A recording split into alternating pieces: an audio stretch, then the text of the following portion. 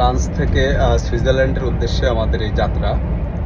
তো পাশে যে ভদ্রলোক ড্রাইভিং করতেছে, ওনার নাম হচ্ছে লরেন। উনি রোমানিয়া থেকে ফ্রান্সে এসে কাজ করতেছে, ড্রাইভিং করতেছে আর কি, ড্রাইভিং পেশায় চাকরি করতেছে। তো আমি সবসময় আসলে যারা আমাদের এই জব মার্কেটে যারা ফলোয়ার, তাদেরকে আসলে তাদের দক্ষতার দিকে নজর দিতে বলি বারবার, শুধু এই একটি কারণেই, আপনার যদি দক্ষতা থাকে আপনি পৃথিবীর সব দেশে গিয়ে কিন্তু আপনার দক্ষতাকে ফোকাস করতে পারবেন, দেখাতে পারবেন। এখন দেখেন, আমরা কিন্তু রোমানিয়াতেও কাজের উদ্দেশ্যে যাচ্ছি। আমাদের বাংলাদেশ থেকে যে ভাই বেড়াদার যারা প্রবাসের উদ্দেশ্যে চিন্তা ভাবনা করেন, তাদের সবসময় আসলে এই ধরনের দক্ষতা নিয়ে আমি মনে করি বাহিরে যাওয়া উচিত আর কি।